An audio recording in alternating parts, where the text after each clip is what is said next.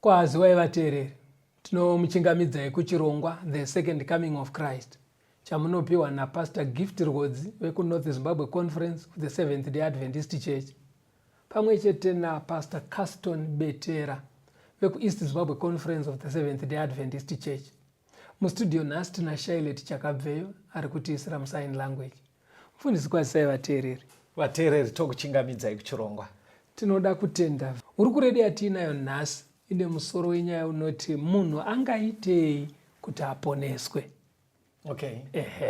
Saka mufundisi regai tibva taverenga. Tiverengerei Mateo 19. What can men do to be saved? Okay. Ndio muvunzo wacho iwoyo. Very good. Mateo 19 kubva pa16 kuenda pa22. Tinzwe jaya rakauya kuzozvivunzira kuna Jesu. Nyaya iyoyo. Matthew 19 verse 16 to 22. Tarira mumwe munhu akauya kwaari akati, mudzidzisi wakanaka, ndingaita chinhu chakanaka chipi kuti ndive neupenyu husingaperi? Akati kwaari, unondibvunziraiko pamusoro pezvakanaka? Uripo mumwe akanaka, asi kana uchida kupinda paupenyu, chengeta mirayiro. Akati kwaari, ipiko? Jesu akati, usauraya, usaite upombwe, usaba, usapupura nhema, kudza baba wako namai vako, ude wekwako sezvaunozvida iwe. Jaya rikati kwaari, izvi zvose ndakazvichengeta, ndichashayiweiko? Jesu akati kwaari, kana uchida kukwana, enda utengese zvose zvaunazvo upe varombo, ugowa nepfuma kudenga ugouya unditevere. Asi jaya rakati richinzwa shoko iri, rikaenda riine shungu, nekuti rakanga riine pfuma zhinji. Panapa jaya mupfumi anonovhunza Jesu, ndingaitei kuti ndive neupenyu husingaperi? Jesu achibva apindura zvikanzi chengeta mitemo. Enda aitaura kuti achengete mitemo ine gumi. Imwe pfungwa inobva yanyatsobuda zviri clear panapa mufundisi ndeyekuti vachaponeswa vanofanira kuchengeta mitemo ine gumi. Vari vatendi asi vanofanira kuchengeta mitemo ine gumi. Jaya iri pakupindurana kwaro naJesu rakanyatsisa pachena kuti raichengeta mitemo. Hanzi ndakazviita izvi. Dai ainyebaka Jesu angadai akamuti wanyepa. Saka aitorevesa. Zvishuwa aichengeta mitemo. But Bible rikutorevesera pari kuti jaya. Ndizvo zvijaya zviri kutaura because ichi hachisi chiprofita ka hachitsirawo ichi. Sasa ndabvunza paza. Ndiri kuedza kufunga nemajaya ariko nhasi. Kuti paite muzazvunza taurwe ra. Kwanzi jaya ika rati zvese ndaizvita zvimwe zvacho mazvinzwere. Zvekusaita upombwe. Kusaba. Asingabe. Achikudza vabereki. Achikudza vabereki. Asi asingaite upombwe. Right. Ndiri kureva kuti tikaenzanisa nemajaya ezvinezvi pastor. Kune nyaya. Panonetsa pastor. Uyaive example. Mwari ngaabetsere vechidiki, ngatikopeiwo zvakanaka, ngatikopeiwo. Handitika.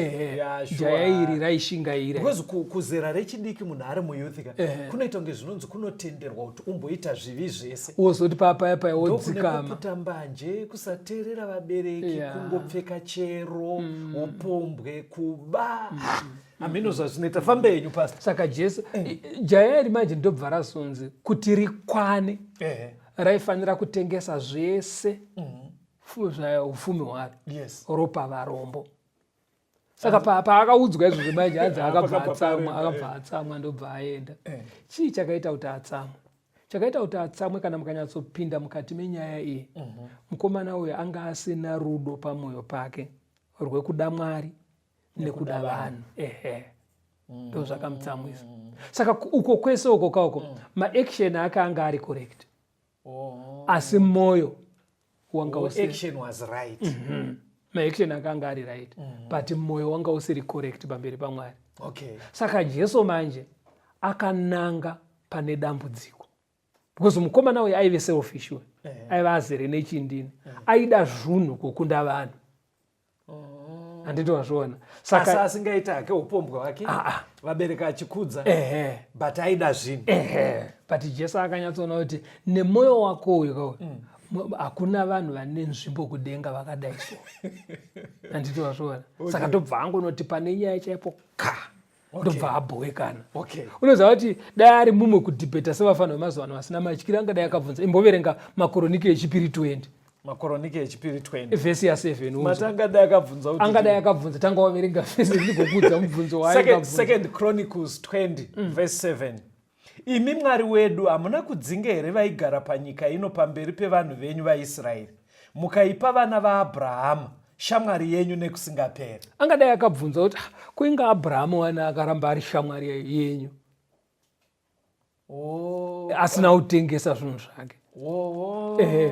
Kana ndo mubvunzo aigona kubvunza waona. But chakaitika maende chekuti Jesu akananga chaipo chaipo paaifanira kugadzirisa kuti ave akakwana. Rega timbotarisa Abhurahama ari kunzi yaive shamwari yaMwari, tichiinzanisa nejaya mupfumi. Enda pana Genesis 12 verse 1 na 2. Ndikuitsvaga pastor, but ndibatsirei kuti Bhaibheri parinoti shamwari yaMwari apa, riri kutoreva here kuti Mwari ainyatsokufadzwa zvakadaro? Ukanzwa ndiMwari anotaura kuti Abhurahama shamwari yangu.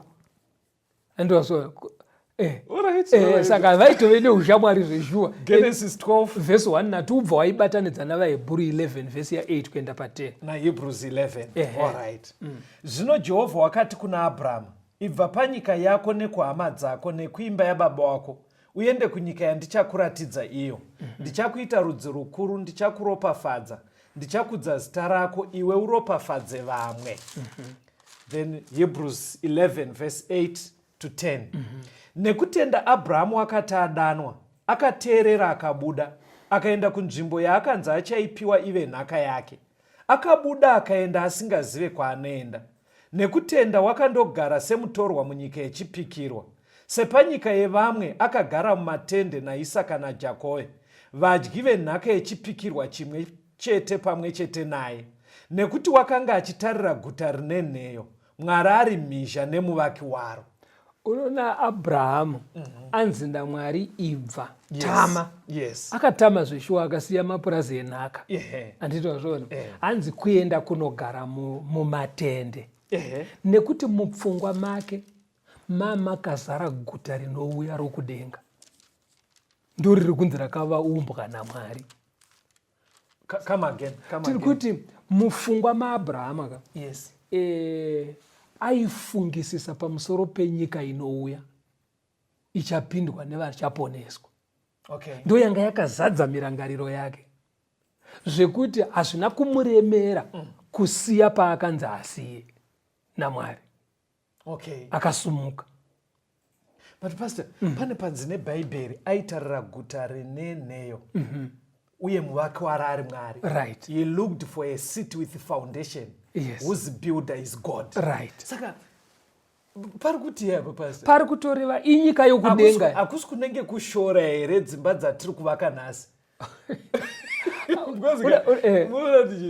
Zikanzi a city with foundation, tichitocherawo foundation dzimba dzedu. Caston, dzimba pano pasi vanhu vanga vake. Kune dzimwe dzauri kuona dziri kudobwa dzimba mumasabhabhu. Asi hadzisi dzimba dzekuti tingainzanise nezvokudenga. Zvinhu zviri zvisingakombeke. unoziva kuti zvinhu zvinonzi inzanisa uone kuti chikuru ndechipika.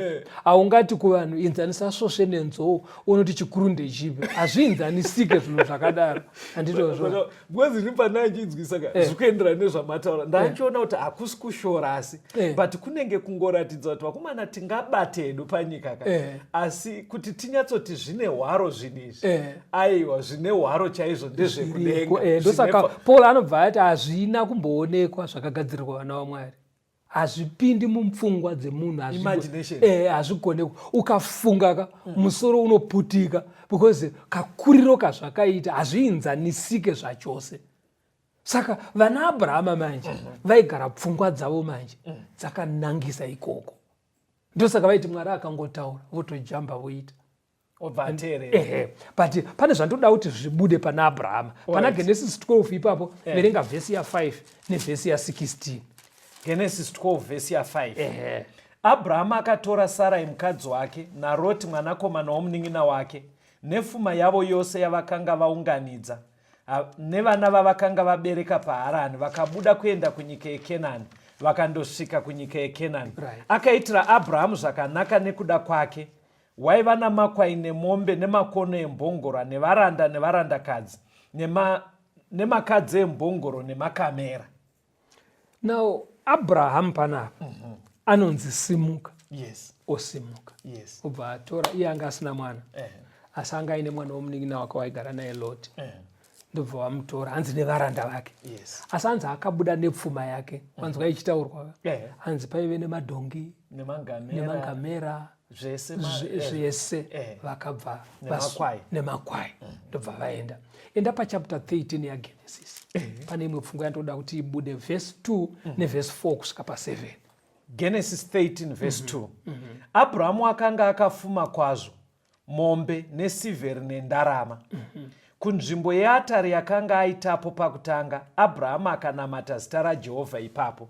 naRotiwo iye wakaenda naAbhurahamu wakanga ana makwai nemombe nematende. Nyika ikasavaringana kuti vagare panzvimbo imwe, nekuti pfuma yavo yakanga iri zhinji, vakasagona kugara panzvimbo imwe.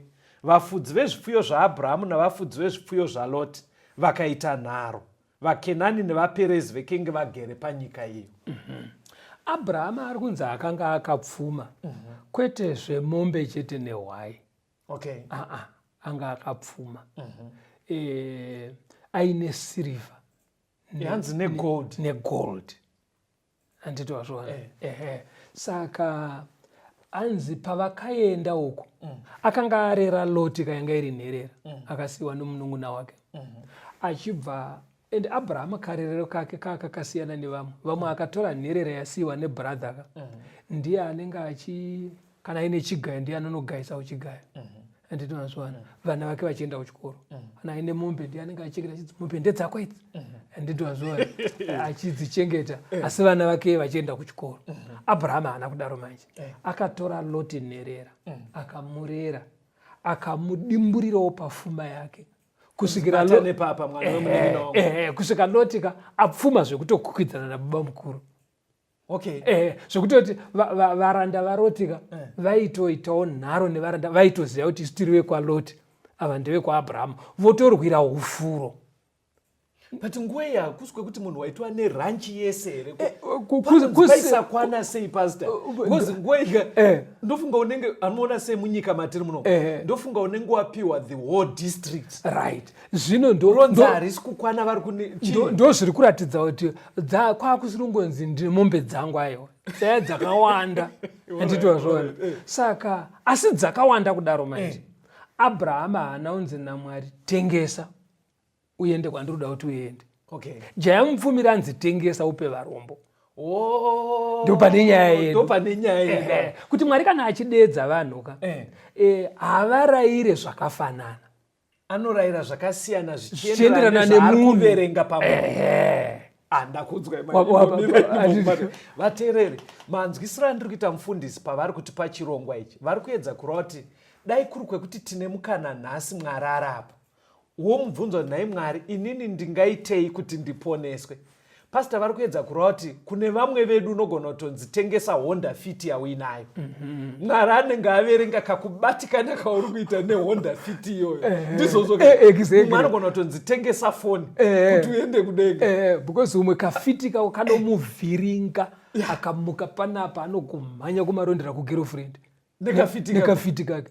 Unoziva kuti pane umwe murume so wokuti akataurwa murume so panhamo.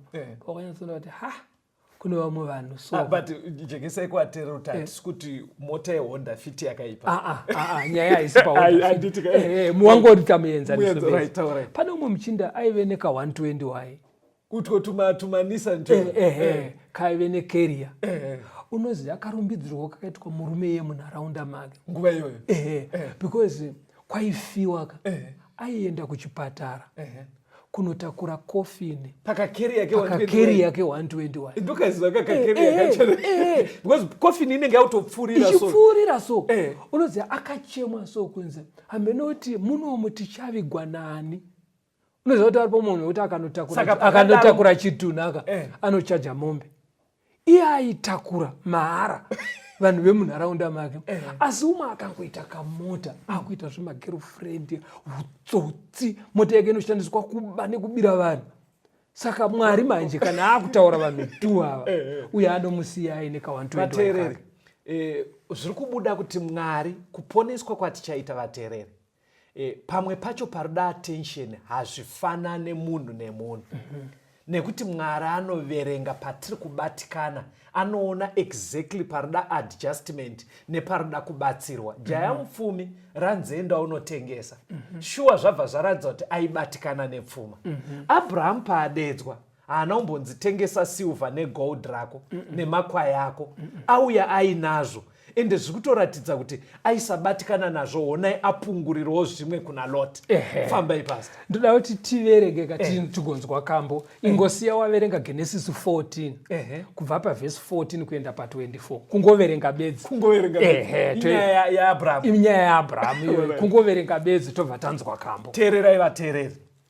Zvino Abrahamu akati achinzwa kuti hama yake atapwa, akarayira varume vake vakanga vadzidziswa kurwa vakazvarwa paimba yake, vana 317 akavateverera kusvika paDhani. Akakamura varwi vake usiku, iye nevaranda vake akavakunda akavateverera kusvikira paHobha riri kurudyi rweDhamasiko. Akadzosa pfuma yose, akadzosawo Loti hama yake nepfuma yake nevakadziwo nevanhu. Ipapo mambo weSodhoma akabuda kundosongana naye pakudzoka kwake pakuuraya Kedhori raOmori namadzimambo akanga anawo pamupata weShave, ndiwo mupata wamambo. Melkizedheki mambo weSaremu akauya nechingwa newaini. Iye wakanga ari muprista waMwari wokudenga denga. Akamuropafadza akati, Abrahamu ngaaropafadzwe naMwari wekudenga denga, muridzi wekudenga nepasi.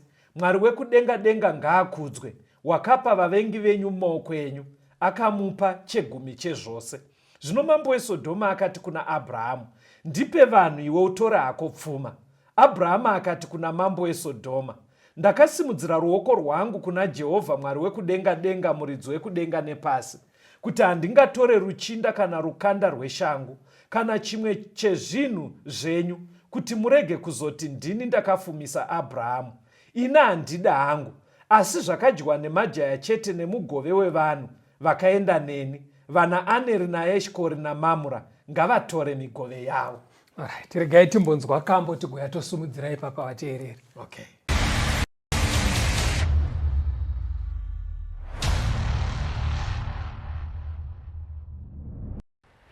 Dinoda rimire moto rakapenyera wachene rakaita wadedenga nekushinga mudambudzo uripiko mweya tenzi wakashingisa Abrahama wakapawisa Pauro wamupa simba redenga simba makapa Elijah harichipo yerenasi rakapenyesa Mozisi, rapa Jobho rukuriro, tenzi tondera nyika re, muti penyi tsitsi itsva, apotomupa nyimoyo, tidirenyi mweya wenyu.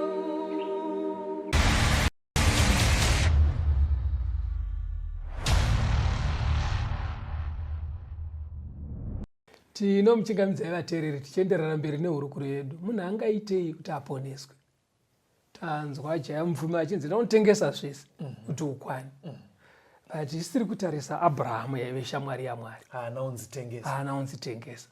Pandima yataverengai kuna Genesis 14. Handiti zvazvaitika muSodhomu wanga asingokepchwa. Kune hondo yanga yauya yemawo madzimambo akauya ari 4. Ndobva vasingokunda madzimambo ekusodhomu. Right. Lot anga amusodhomu. Ndobva aendwa naye. Right. Ndopanzi neBhaibheri Abrahamu paakanzwa kuti mwana womunin'ina atorwa. Right. Akabva ateera. Yes. Ndopanzi Abraham manje kuratidza kuti anga asiri munhu mudiki. Hanzi vakomana vake vashandi vepamba pake vaive 300. Vavakatotrenwa kurwa searmy.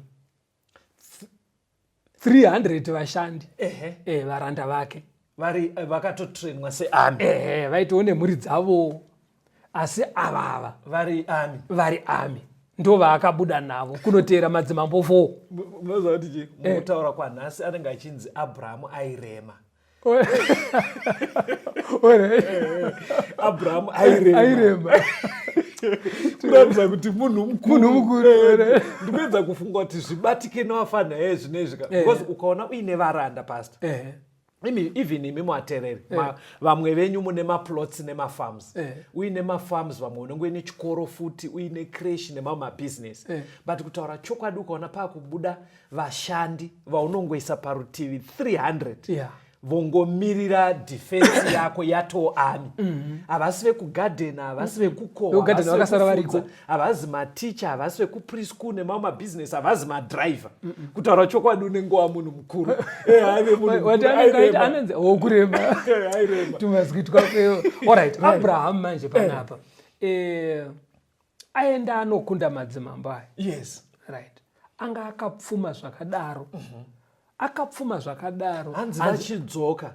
Hanzi vakasangana nemwe muprista wamambo. Achibva abvisa chegumi. Now, unoziva kuti ukaona munhu chegumi achibviswe nemunhu ane mwoyo une chindini. Azvite. Chegumi achibviswe nemukristu wenhando. Because kana usazvanyatsaita unenge uine argument yekuti iye Mwari wacho ari anotipa order futi. Saka kuratidza kuti Abrahamu akanga asingavhiringwe nepfuma. Saka ipa pastor, sorry. Toti kudii ndine vateereri, kwamuri vateereri, takambopa zvidzidzo zvine chekuita zvekubvisa zvegumi nezvipo. Kune vateereri pakati penyu vekuti haasati akuuya kuchechi, asi vanotofona vachibvunza kuti nhai mufundisi ndoita sei nechegumi changu. Anenge aida kutobvisa chegumi. Pane pamataura apa mune muri kutoratidza kuti vanhu ivavo zveshuwa atori correct, atoimwe level atori pa inoshupa vanhu vakawanda vatori muchechi. Vanhu vazhinji vanoenda kumachechi, vamwe vanongobisa zviya zvekungoti. Weza ndakatoona vazhinji vanotoenda kumachechi havaendi vaine pfungwa yezvipo nemari, vanotone pfungwa yekunomora ikoko. Atoda mikana iko kana ngoti Mwari ngondikomborera. Vazhinji vanenge vachingoti imi blessa ikunoko. Vamwe vacho vanonzi vanobhisa havabhise chegumi. Because chegumi kuri kuti 10%. But amene imi calculate kuti yauri kubvisa ndio percentage yacho here. Aiora ichipasiya mungativiringira atari vangu. Abraham aibvisa. Pane chipo chinhu chataona pana Abraham. Anzi namambo wokuSodhomu zvawandiitira Abraham zvihombe. Inini chingodzora vanhu vangu. Edzainyara. Vanga vatoenda kane vakadzi vese nevana vanga vaenda. Asi pfuma yese chiita sei? Chitora yawadzoka naye. Zvikazi naAbraham haakana. Muda kuti mugozofamba mudo muchiti kupfuma kwaAbraham handisu. Handiri kuona. Saka Abraham, but iye zvinezvi ukatarisa kune vamwe vanhu vanoti in other words mukuramba muchiburitsa kuti munhu aisabatikana nepfuma kunyangwe aive naye kune anga asina kuchikokera panyaya iyoyo. vazhinji nhasi chidiki chaangoita anoda bribe. Iyo ndio kubasa kwaari kuenda kwaanobhadharirwa. Asi kuti akuitire sevhisi iyoyo anoda kubraibiwa. Kuti here munhu nditicha anototambira mari yekuticha iyi yaanotopiwa naemployer, asi oda futi kuti apiwe imwe mari futi kuti atiche. Kana mumaofisi umu kuti uitirwe zvimwe zvinhu soka munhu anogomononoka chinhu chinongoda 30 minutes chinoita 2 months. Ndakaenda kuavoida kumaofisi kwamaakuenda because pasi rese pastor vanhu vari kuchema. Zvamuri kutaura zvebribe izvi kana zvaakutaurwa maitikiro azviri kuita eti malevel makuru zvinoputirwa nevari kuti corruption. Chinosuwisa ndechekuti vanhu vari mumaofisi mumadzize n'anga newaroi hawaroyeba vanhu vanotoenda kumachechi asi haaite zvaakafanira kuita kusvikira apiwa mbijana.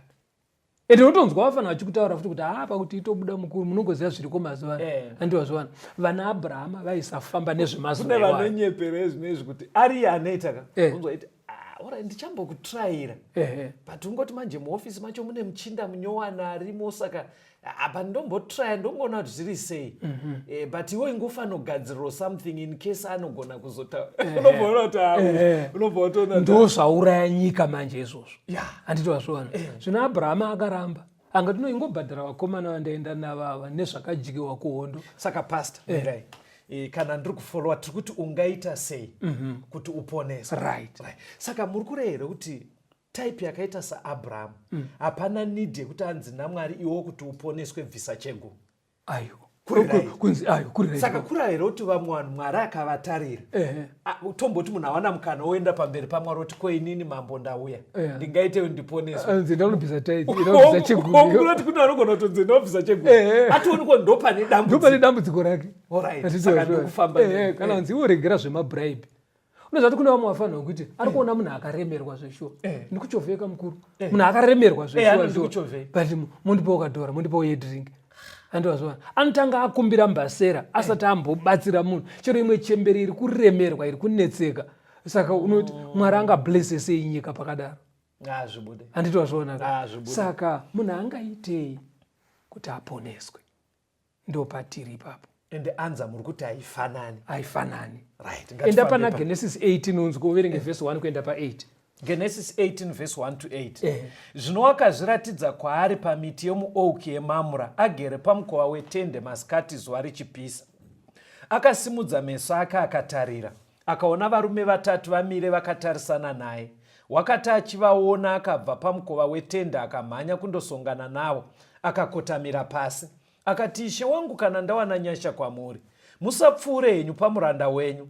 Ngavauye nemvura shomanana mushambidze tsoka dzenyu, muzorore pasi pemuti. Ini nditore chimedu chechingwa, musimbise mwoyo yenyu, mugozopfuura henyu, nekuti ndizvo zvamawira kumuranda wenyu. Ivo vakati, ita hako sezvawataura. Abrahama akakurumidza kupinda mutende kuna Sara akati, kurumidza ugadzire zviero 3 zveupfu hwakatsetseka, ukanye ubike zvingwa zviduku. Naye Abrahama akamhanyira kung'ombe akatora mhuri nenyama yakapfava yakanaka akapa muranda wake, iye akakurumidza kuigadzira. Akatora mukaka wakafa nemukaka nemhuru yaakanga agadzira akazvisa pamberi pavo, akamira navo munyasi memuti vakadya. Uri kuona chimwe chinhu chaive muna Abrahama aisanyima. Iwo funga kuti vanhu vari kupfuura nemurodhi oti akafambira kuimiradza kuti maane nzara tsaukai muzodya wourayira vanhu mombe vari kufamba murodhi. Unoziva kuti kune vamwe vanhu vakafuma Caston vekuti chero aine mombe 1000 zvekuti everyday kunenge kuchiberekwa 50 70 haurayire chero hama yake mombe. Abrahama anourayira munhu ari kufamba murodhi. Saka pakadaro Mwari haangamboti tengesa pfuma unditeere. Wagara uri right. Munoona pamataura nyaya yekunyima.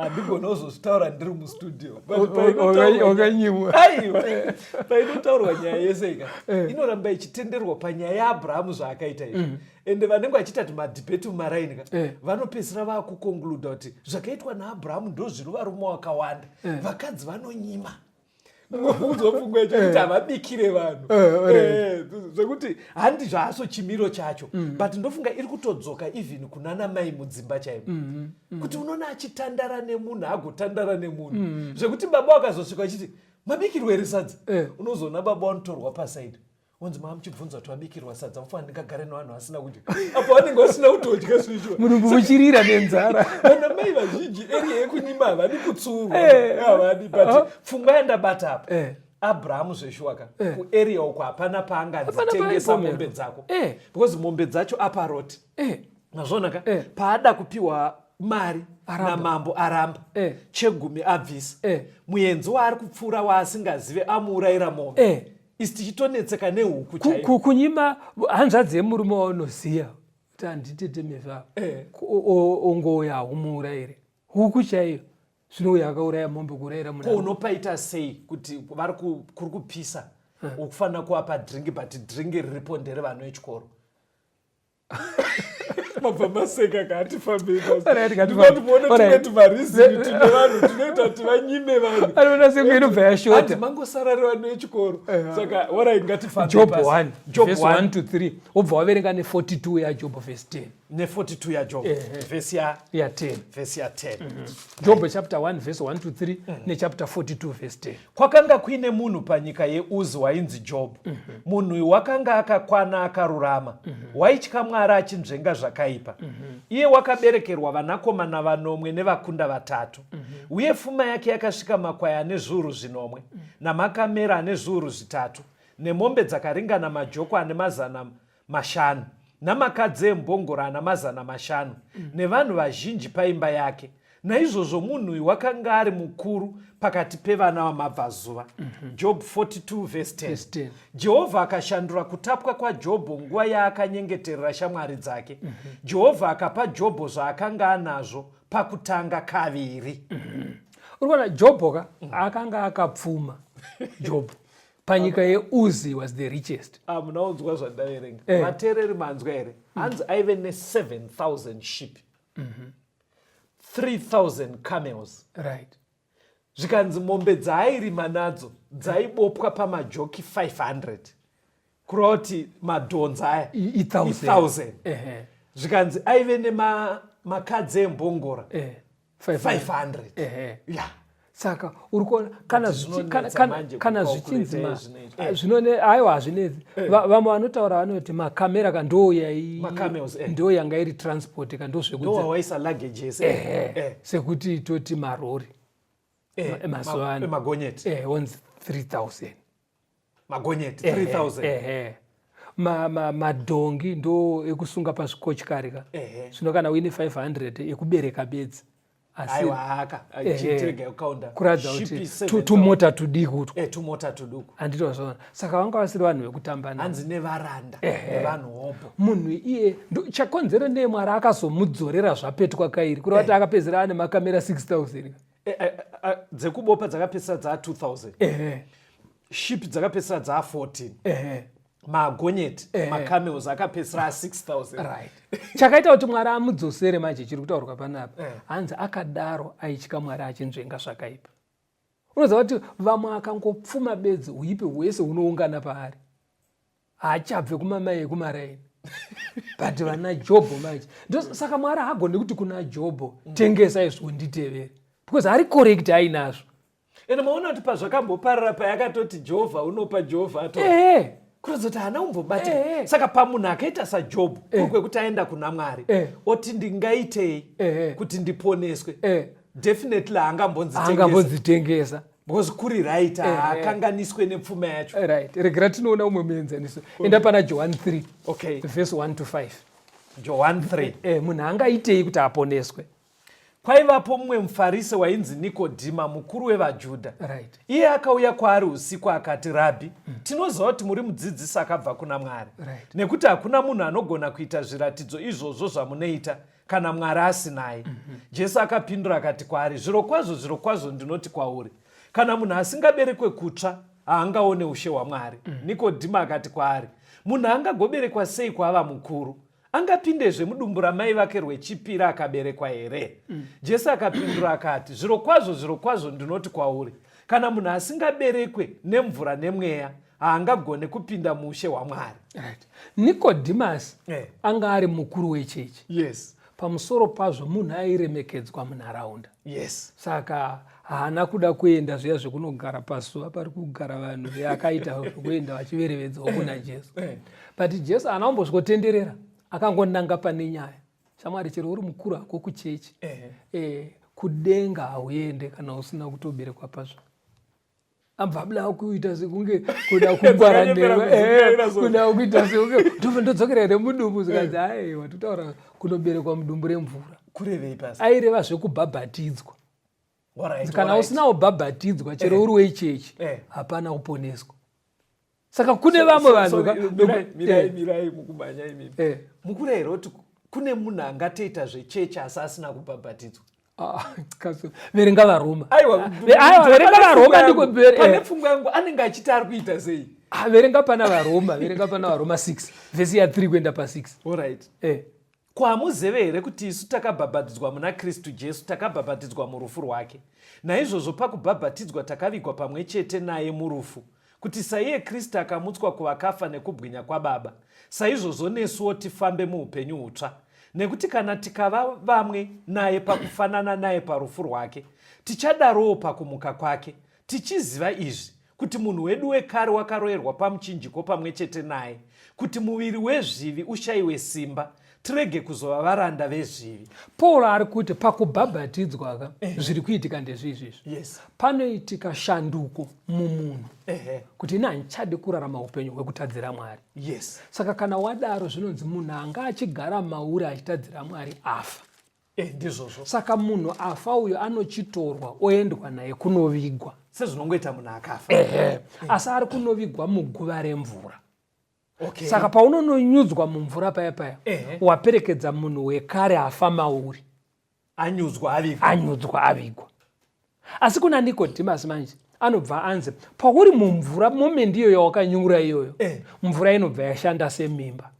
Mimba mukuru adumbu ramai. Mimba paunobuda mwana mutsva aponwa. Okay, muri kuti pakubhabhatidzwa paya munhu paari kunyikwa mumvura, right, tiri kuperekedza munhu wekare afa, wawadhisaidha kuti handichada uno afa uyu, right, avigwa mumvura. But mvura iyoyo iri kubva yashanda sedumbu ramai kubara munhu mutsva. Saka pawakunyururwa pakubuda munhu mutsva. Right. Saka kana tikangotora chirahwe chekuviga nekuberekwa kwemwana, munhu anongononyudzwa kahwani mumvura, ndipozve kana tichiviga munhu toviga kahwani ka. Ndizvozvo. Mwana anobuda kahwani mudumbu. Saka kubuda mudumbu remvura uri kungobuda kahwani. Okay. Saka Nikodhimasi ari kunzi naJesu, kana uri serious nekuenda kudenga kumvura, ende kana wasvika kumvura kwachoka kungonyudzwa kahwani, waviga munhu wekare obuda kahwani kwazvarwa munhu mutsva. But ipapo pastor, ndoda kuti tikanzwa kamboka, ndoda kusokubvunzai. Alright. Inini zvakandijekera kuti munhu anobhabhatidzwa kahwani kunyikwa miri wese obva abuda. Saka muri kuti kune vamwe kuri kwekuti vabvunza kuti ndoita sei ndiponeswe. Right. Kune vamwe Mwari ari kutoona kuti vari kufanira kubhabhatidzwa. Kubhabhatidzwa sei? Kungoenda pamvura onyudzwa kahwani. Watenda. Vateereri, mirai timbonzwa kambo tuye tienderere mberi.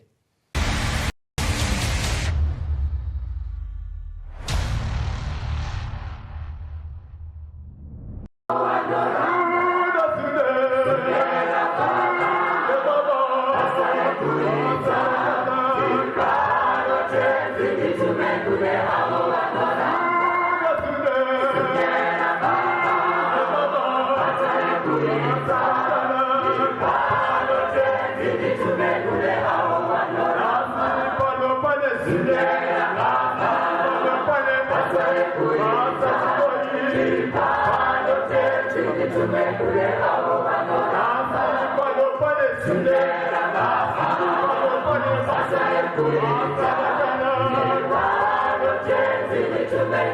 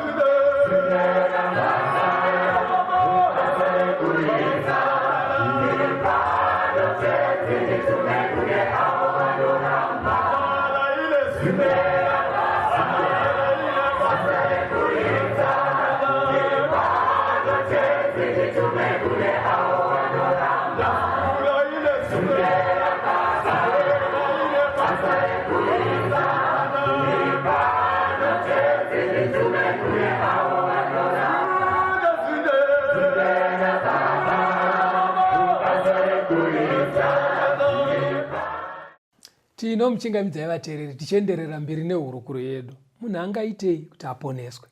Ngandiriminde vateereri, vhiki rino iri the program The Second Coming of Christ inemi kwevhiki rino kusvika richinopera musi weSaturday.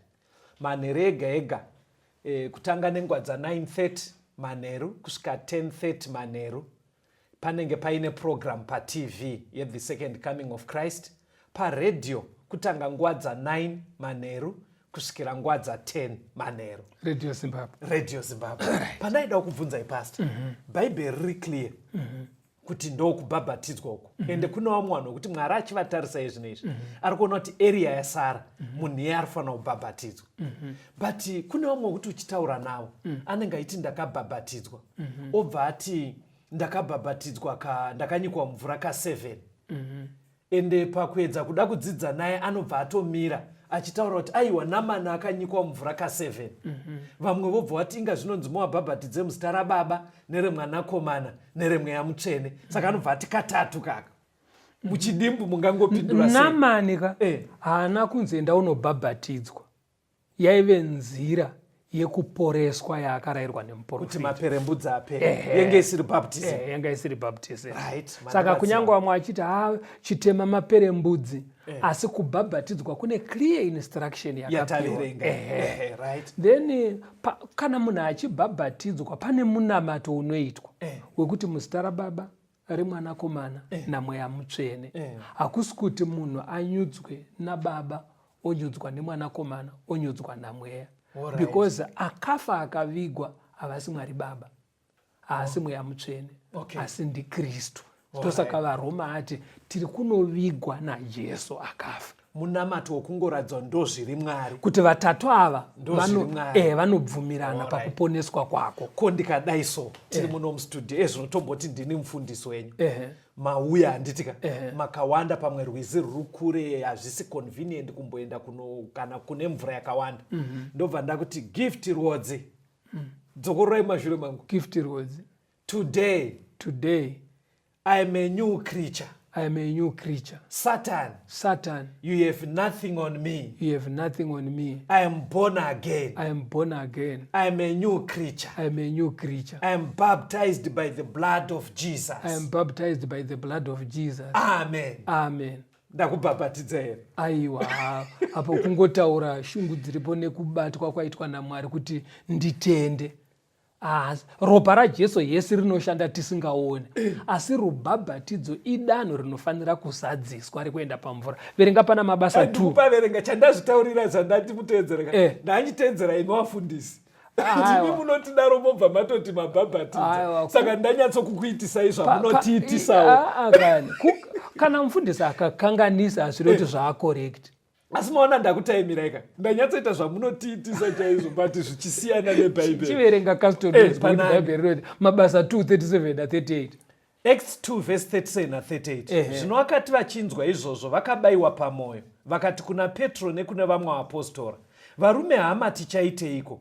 Petro akati kwavari, tendeukai, mumwe nemumwe wenyu abhabhatidzwe nezita raJesu kuti mukanganwirwe zvivi, mupiwe chipiwa chemweya mutsvene. Right.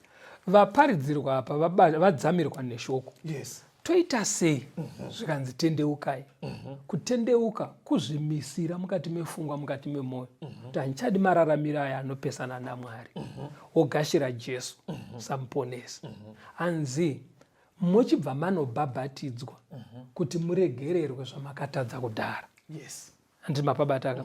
Saka idanho rinofanira kuzadziswa. Saka kune vamwe wokuti akanga achifunga kuti ndingaita sei kuti ndiponeswe. Mwari anoona kuti chasara pauri kubhabhatidzwa. kuti uregerere kuzvaukatadza izvo otanga chapter chinyowani. Hatiendei pana mabasa 10 unonzwa zvatiri kutaura. Vhesi ya 1 na 2. Vhesi ya 1 na 2 uverenga 30 kuenda pa32 ne47 na 48. Mabasa 10 vhesi 1 na 2.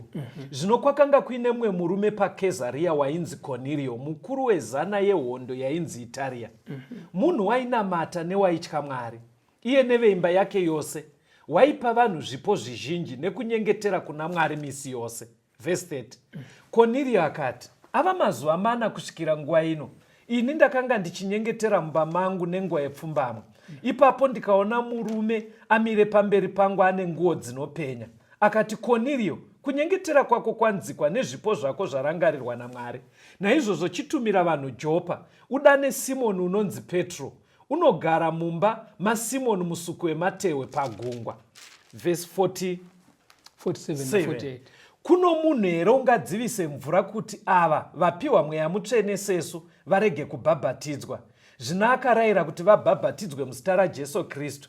Ipapo vakakumbira kwaari kuti ambogara mamwe mazuva. Cornelius anga ari musoja, aitova komanda hanzi aive mukuru. Yes. Saka asi ari musoja kudaro ainamata. Right. Achitsanya, achitobatsira vanoshaya. Yes. Ndobva zvanzi minamato yake ikanzikwa naMwari. Imwe munongedzo uri kubuda apa ndokudai Augustine. Kune masoja vari kuenda kudenga. Masoja chaiwo. Aiwa, musade kuvaendesa imimika. Ina handisi vanhu kudenga, asi tiri kutarisa zviri muBhaibheri. Uye anga ari musoja kwawo.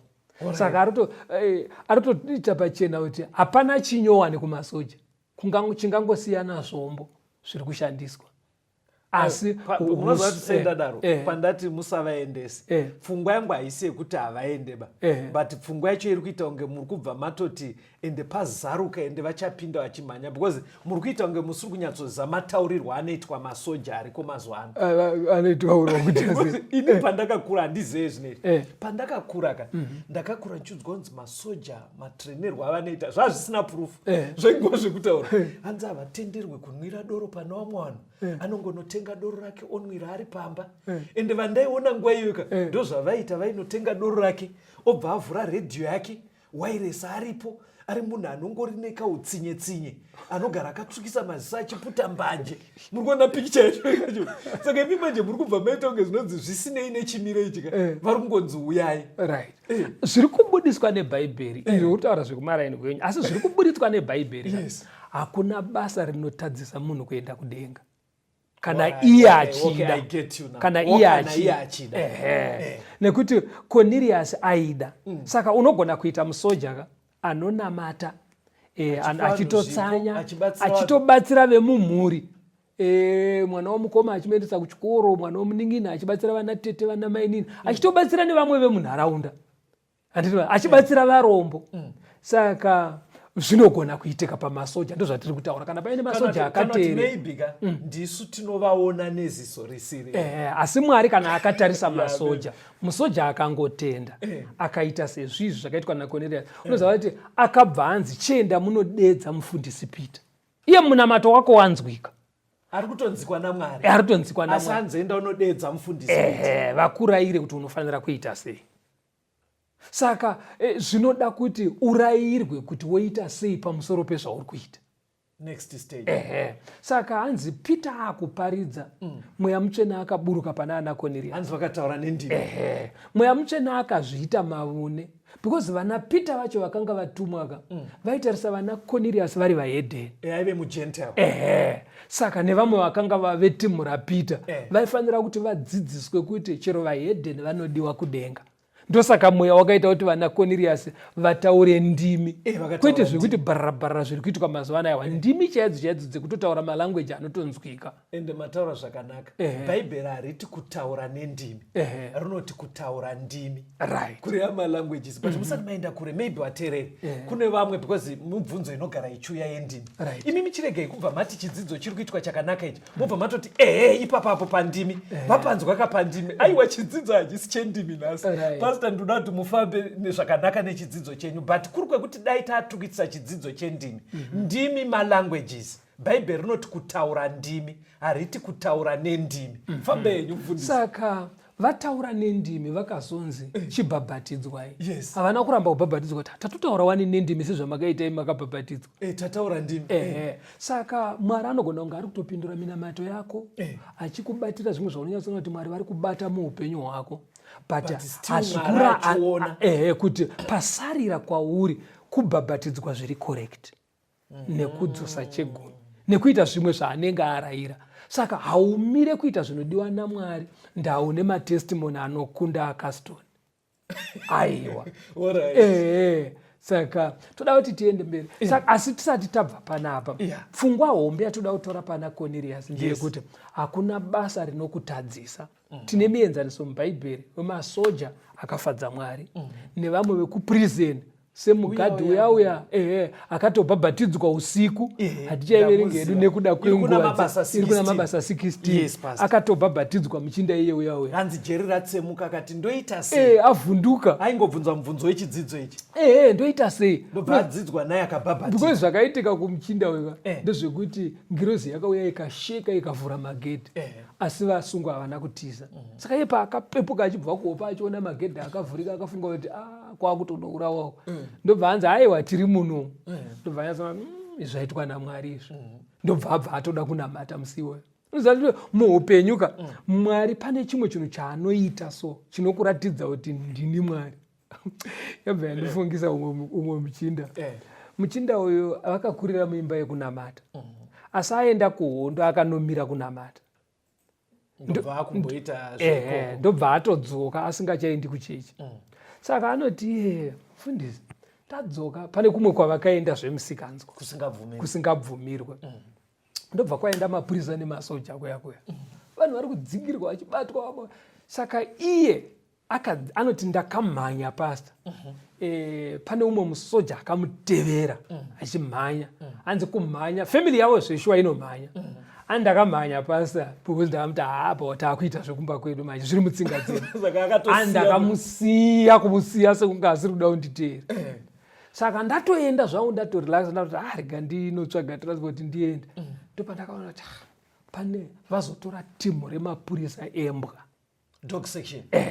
Vanoona kuti vari kuteera, vanoona vanopaipa imbwa dzinonzwa hwema. Saka hanzi ndakangoti pane chimwe chigomba chachiripo, ndobva ndanopinda ndichida kuedza kuhwanda imomo, asi ndakarara mabvi angu ndainyatsoona kuti level neground akadyiwa nembwa. Hanzi saka zvandakaita manje ndakati Mwari mukandipunyutsa panapa ndinodzoka kuchechi. Zvaive nechechi. Saka hanzi pastor kwandaandirika kwakati kwirire, andakavaona vachipfuura kudaiwo nembwa dzavo nepari ipapo vachipfuura nechekuzasuko. So ko imbwa dzinaonzwa sumisime here wema kana Mwari anokuratidza simba rake. Hanzi ndakangobva ikoko ndichidzoka kuchechi, ndosaka ndiri muchechi pastor. Saka Mwari ane kushanya kwaanoita muupenyu hwevanhu.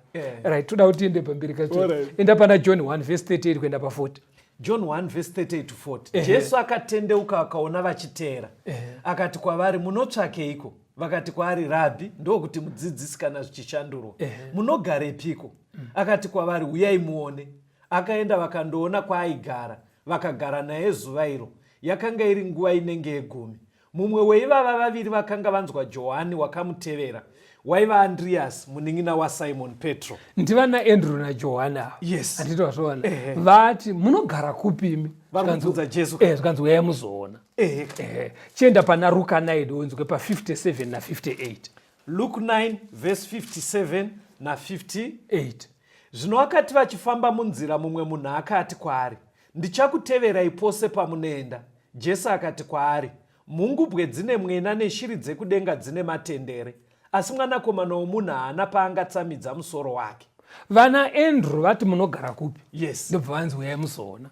Ndobva anovaratidza kwaaigara. Uyu haasi Judhasi here. Uyu kauyu mazwi aya akataurwa, umwe wevanhu vakaudzwa semashoko iwaya ndijudhasi. Asi toda kuti uone kuti nemhaka yei Judhasi akaudzwa mashoko aya. Vana Andrew vakanzi uyai muzoona. Judhasi onzi shiri dzine matendere, makava ane mwena, but ina handina mwena. Verenga John 12 unzwe vhesi ya 3 kuenda pa 6. John 12 verse 3. Zvino Maria akatora paundi yamafuta enado ane mutengo mukuru, akazodza tsoka dzaJesu, akapisika tsoka dzake nebvudzi rake. Imba ikazadzwa nekunhuhwira kwamafuta. Ipapo mumwe wavadzidzi vake, Judas Iscariot, wakanga achazomupandukira, akati, mafuta aya akaregerereko kutengeswa nemadhinara ane 300 akapiwa varombo. Asi haana kureva izvozvo kuri kwekurangarira varombo, asi nokuti waiva mbavha, waigara aine chikwama achisiba zvaiiswamo. Judas akanyunyuta kuti pawaistwa panapa tingadai tabatsira varombo vazhinji. Kutaurawo kwakuzi kwekuti aida kubatsira varombo. Ari kutosvotwa kuti ndashaya mukana wekuba because dai yauya muchikwama ndaibawo yakawanda. Saka ndo zvinotsanangura manje kuti paakati ndodawo kuteera ndiuye kumba kwenyu. Akanzi hakuna kana mwena kana dendere. Hakuna chinhu. Saka wafunga kuti ungaite mari kuno kwakuna. Kunowo vanhu vanouya kuchechi kuzotsvaga mikana. Vane zvinhu zvavanoziva, ndikaenda kuchechi ndinobenefita zvakati. Saka Mwari kana achitaura nevanhu vakadaro, tomboti vauya kuna Mwari voto isu tingaitewo tiende kudenga. Naranga tichi. Atiti mazvoona. Mwari ndo paanotaura kuti aiwa shiri dzine matendere makava ane mwena kuno kwakuna mwena yenyu. Ari kutaura zviri pamwoyo penyu, muri kuda kuingira mabenefits kusonamata. Atiti mazvoona. Chawavinga hakuzi kuenda kudenga. Kuda kuti urorwe. Kuda kuti urorwe, kuda kuti urore, kuda kuti ungowana mari yechingwa. Anozvoona. Saka Mwari anopindura vanhu zvakasiyana siyana. Pamubvunzo wekuti ndingaita sei kuti ndiponeswe. Anza dzacho dzakasiyana. Ukatarisa Nikodhimasi anonzi enda unoberekwa patsva, enda unobhabhatidzwa. Asi gororo pamuchinjikwa rati mundirangarire, Jesu anoti tichave tese muumambo hwangu. Anditi paya munoziva kuti aisarawo kuti musiwo. Anga asingarewo musiwo. Aingoti ndiri kuzvitaura nhasi kuti tichava tese muushe hwangu. Saka nekuda kwokuti gororo ranga risisina mukana wokuburuka kunobhabhatidzwa, harina unzi enda unobhabhatidzwa. Nikodhimasi ndiye anonzi ane mukana. Saka Mwari kana akatitarisa, kune vanhu vachaponeswa vasina kuita zvaunofanira kuita iwewe. Vanhu vakasiyana. Kune varume, madzimai, vabereki nedzimwe hama vakasvika pakufa vachinamata kaitiro kauri kuita. Zvekuti pavachamuka vachienda kudenga. Asi iwewe uchinzi denga kwete. Iko kunamata kwakafanana. Chikonzero iwewe wawana mikana yakadarika yavo nekuzarurirwa kwakadarika kwavo. Manje vamwe mai ndaona nguva dzedu dzapera.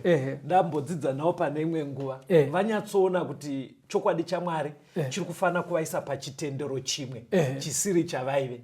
Vakapedzisira nditi manje ndo chechi yandakasiwa naarume angu. Pfungwa yavo yaive yekuti zvinozoita here kuti tisiyane nemurume. Murume anga akatofa pastor. Saka iwoka hauti murume wangu paakafa tatiri mufirst year kucollege, saka ndogumira mufirst year. Aiwa unosara wopedzisa kadigiri chero murume afa. Aiwa chioneka vateereri vateereri. Vamwe vangada kutaura nesu padzinhare. Tibatei, tumirai mameseji 0774 651 181. 0774 651 181. Kana kuti 0716 452 086. 0716 452 086. Mwari ave nemi, tisangane muchikamu chinotevera.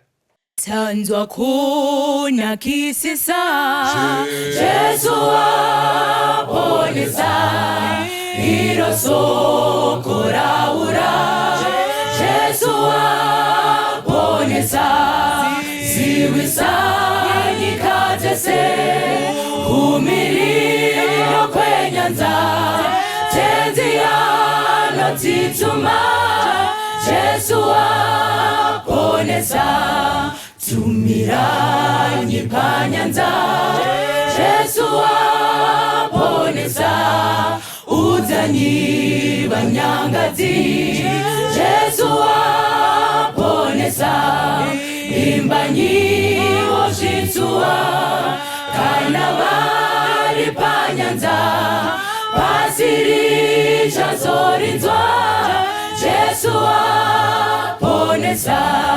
imbanyi mudambudzo Jesu aponesa ngeupenyu nerufu Jesu aponesa imbanyi nekufawa moyo unodamutsa imbirani pakuva Jesu aponesa ipa izwi pamweya Jesu aponesa kuti ndudzi dzizoda Jesu aponesa daidza kuponeswa mumakomo neninga rwiyo rwekukurira Jesu aponesa ipa izwi pamweya Jesu aponesa kuti ndudzi dzizoda Jesu aponesa